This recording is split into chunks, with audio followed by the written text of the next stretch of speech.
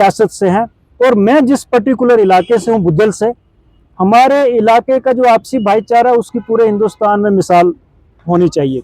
मेरे इलाके में 3% हिंदू बिरादरी के लोग रहते हैं। सिख बिरादरी के सिर्फ 2 घर हैं, 2 घर, परसेंटेज की दूर की बात है, सिर्फ 2 घर हैं। तो मेरे बुद्धल में गुरुद्वारा, मस्जिद, मंदिर तीनों एक साथ हैं। मंदिर, गुरुद्वारा और मस्जिद तीनों जो इबादत गाहें हैं, वहाँ के मुसलमान उनकी हिफाजत करते हैं। ये आपसी भाईचारा है। इतनी मिलिटेंसी हुई है, मिलिटेंसी पीक पे थी, लेकिन बुद्धल से कोई माइग्रेशन नहीं, क्योंकि आपसी भाईचारा था। हम चाहते हैं कि पूरा हिंदुस्तान, जिस तरीके से हिंदू, मुसलमान, सिख, ईसाइयों ने मिलकर इस मुल्क को अंग्रेजों से आजाद कराया था, उसी तरीके से मिलजुल के 50-60 सालों में हिंदुस्तान को तरक्की की राह पर गामजन किया था। उसी तरीके से हिंदू, मुसलमान, सिख, ईसाई आपस में मिलके ये मस्जिद, मंदिर और गुरुद्वारे वाला झगड़ा छोड़ के इस मुल्क को तरक्की की तरफ आगे ले जाना चाहिए, ताकि जो हमने ख्वाब देखा है कि हम सुपर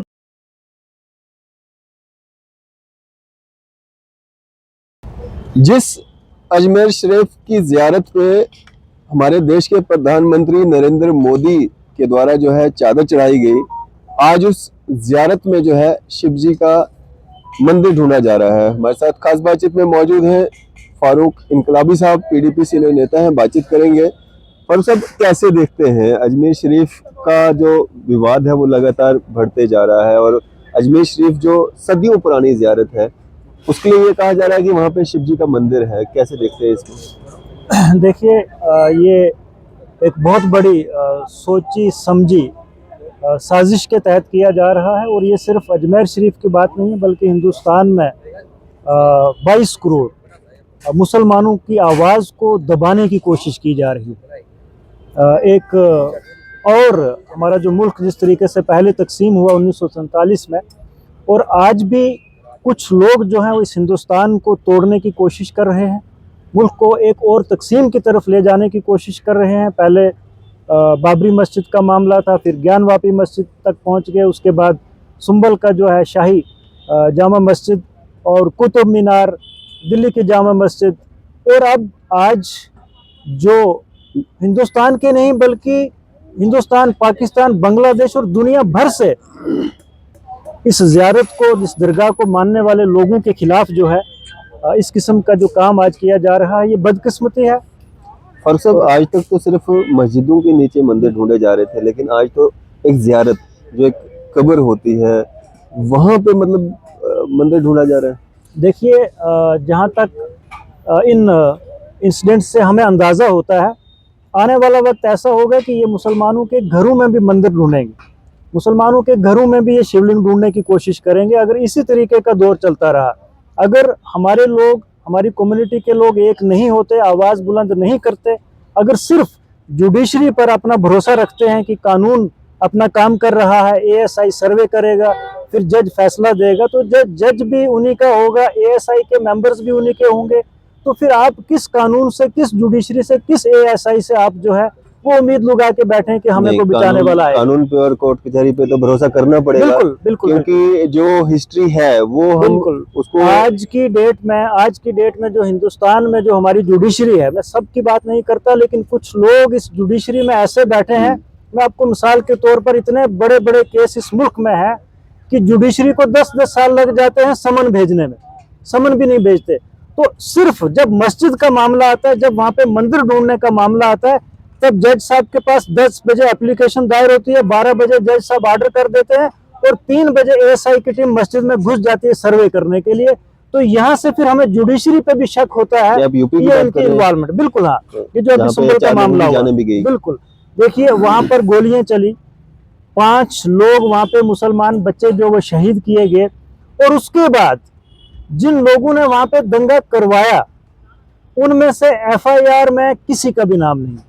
जिन लोगों के बच्चे मरे उन्हीं की फैमिली मेंबर्स के खिलाफ एफआईआर दर्ज, पर्टिकुलर कम्युनिटी, मुस्लिम कम्युनिटी के लीडर्स के खिलाफ एफआईआर दर्ज, ताकि जो ये मामला हुआ है, जो ये 5 लोग मारे गए हैं पुलिस के हाथों, जो गुंडागर्दी हुई है, इसके खिलाफ इनके लीडर्स भी आवाज ना उठा पाए, उनके खिलाफ भी एफआईआर दर्ज कर दिया गया।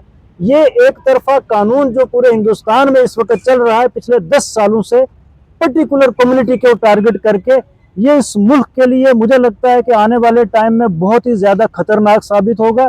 और हम चाहते हैं कि इस मुल्क में जिस तरीके से पहले आपसी भाईचारा था वैसे ही आपसी भाईचारा जो कायम रहे, उसके लिए सरकार को, जुडिशरी को, मीडिया को, इन तमाम लोगों को, पॉलिटिशियंस को, तमाम लोगों को अपनी अपनी जुबान पे लगाम लगानी चाहिए और जो मुल्क का कानून कहता है उस कानून पर अमल करना चाहिए, आइन पर अमल करना चाहिए, तभी हमारा मुल्क जो बच सकता है। फारूक साहब, अगर लोग मतलब कोई भी कम्युनिटी वायलेंस करती है या कानून पे, जिस तरह से आपने कहा कि कुछ लोगों के द्वारा जो है कानून का मिसयूज किया जा रहा है, तो भरोसा नहीं करती है, कानून को अपना काम नहीं करने देती। अगर आप यूपी के उस मस्जिद की बात कर रहे हैं जहाँ पे इन 4-5 लोगों की जानें गई हैं, तो वहाँ पे वायलेंस हुआ, वहाँ पे पुलिस पे भी पथराव हुआ, पुलिस के लोग भी जख्मी हुए।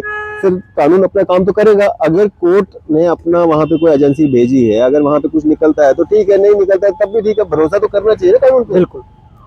इसमें ऐसा है कि कानून दो तरीके से काम कर रहा है। वायलेंस करने की इजाजत तो नहीं ना मिलेगी। बिल्कुल।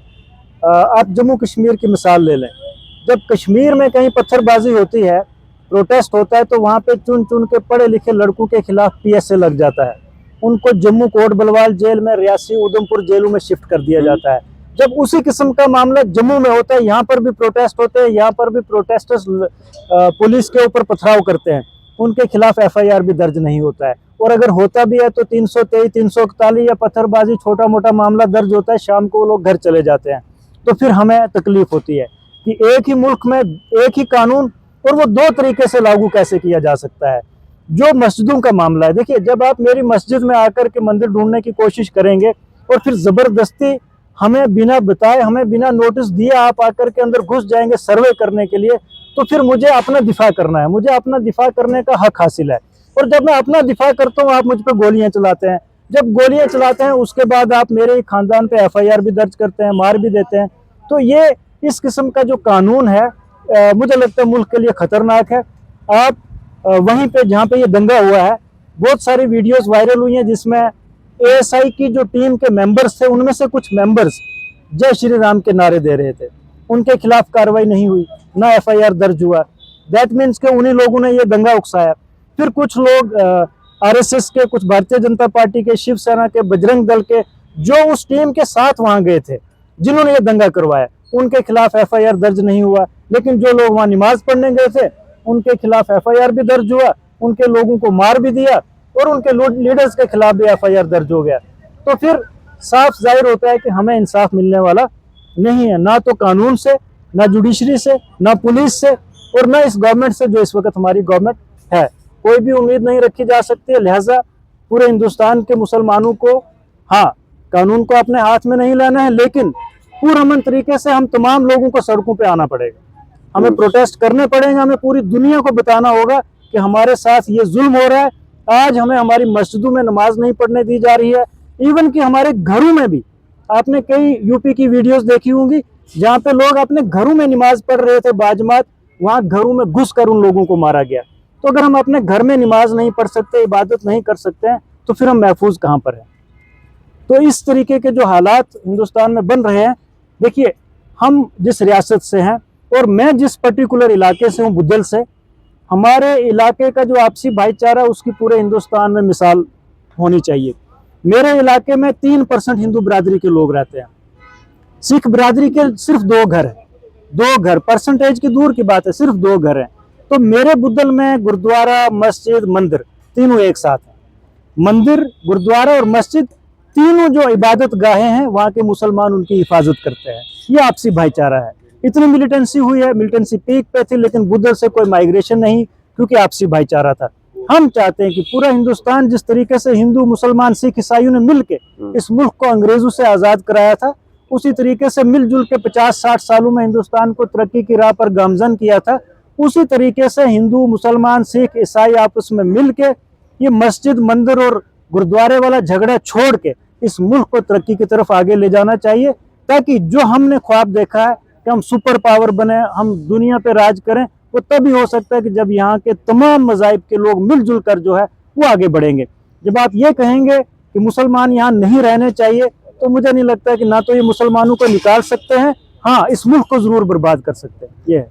फारूक साहब, आपको आप ये कह रहे हैं कि मुसलमानों पे ज्यादतियां हो रही हैं, आपको मुसलमानों पे जो चीजें हो रही हैं वो तो यहाँ पे नजर आ रहा है जब आप भारत देश में, लेकिन आपको पाकिस्तान में जब हिंदुओं पे जुल्म होता है, बांग्लादेश में जब हिंदुओं पे जुल्म होता है वो नजर नहीं आता है, बिल्कुल। हमारे भारत देश में ही जब कश्मीरी पंडितों पे जुल्म होता है वो नजर नहीं आता है, उस पर आप बात नहीं करते हैं। किसी भी तरीके का इस किस्म का जो हादसा होता है हमें तकलीफ होती है, और मैं हमेशा से बहुत ही कड़े अल्फाज में मजम्मत भी करता हूँ। पाकिस्तान में एक दो जो हादसे हुए मैंने स्टेटमेंट्स दी, बांग्लादेश में जो हादसा हुआ मैंने स्टेटमेंट दी कि ऐसा नहीं होना चाहिए।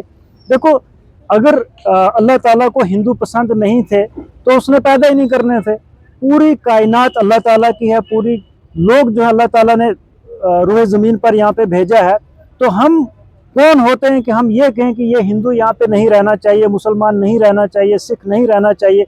पाकिस्तान में भी जिस किस्म के काम होते हैं हिंदुओं के खिलाफ वो काबिल मजम्मत हैं, और हम कड़े अल्फाज में मजम्मत करते हैं। ऐसा नहीं होना चाहिए। तमाम लोगों को इस दुनिया में रहने का, ज़िंदगी बसर करने का हक हासिल है। तो वही हालात बांग्लादेश में हुए। और हाँ, कुछ चीज़ें ऐसी हैं कि जब हिंदुस्तान में इस तरीके के हालात बनते हैं तो इसका भी कई बार रिएक्शन होता है। ये हम लोगों ने, खास करके जो हमारा मुल्क है हिंदुस्तान, इतना बड़ा मुल्क है, हमें इस किस्म के काम करने चाहिए कि हमें देख के हमारे पड़ोसी मुल्क में भी लोग वैसा काम करें।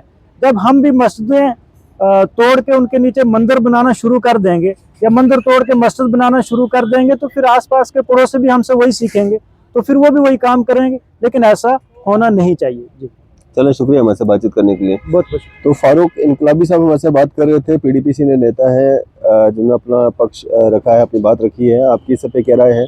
आप भी अपनी राय जो है जरूर साझा कीजिएगा। इसी तरह के मजीद अपडेट्स के लिए आप देखते रहें न्यूज़ शहर इंडिया।